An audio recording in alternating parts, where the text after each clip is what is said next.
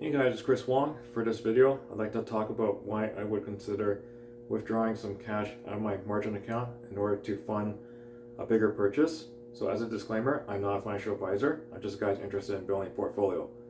When I mean withdrawing cash out of my margin account, I mean I'm actually investing on margin, but withdrawing cash, like actually borrowing more money out of my margin account in order to fund my lifestyle.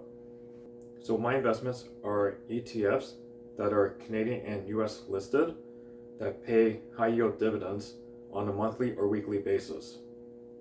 These investments are based on the indexes like the S&P 500, the Nasdaq 100, and the Russell 2000.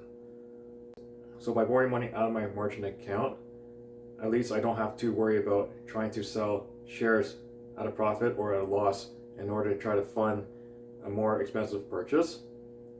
By borrowing money out of the margin account, I can just wait until the dividends pay back the margin based on the high yield dividends I do get every single week or every single month. In my margin account, if there's not enough buying power in order to withdraw out, I can always just sell some shares. And if it's in my margin account, it's okay if I sell some shares at a loss because it won't affect the contribution room at all compared to, like, let's say if I want to withdraw money out of my TFSA by selling shares. If I sell shares at a loss in my TFSA, then I lose the contribution room. Over a year ago when I made an expensive purchase, I actually sold some shares of HYLD on my Wealthsimple TFSA account. And in order to make the purchase, I sold shares out of my TFSA, and even though I still made a profit, I actually sold it at around like $12.50 per share. And right now, the share price of HYLD is like $14 today. So when I was rebuying shares of HYLD in order to get my monthly dividends again, I was actually purchasing HYLD shares at a more expensive price than what I originally sold them for. So I actually did decide to consider withdrawing out of my margin account this time, so that way I can still hold on to majority of my holdings, and then that way I don't have to worry about selling at a profit or selling at a loss, and just have to make sure I pay attention to my buying power or availability to withdraw money out of my margin account.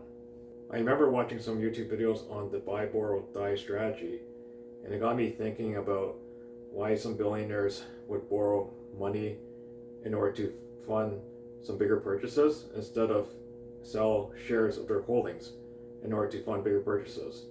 And I always wondered, if they're worth a lot of money, why do they have to borrow money?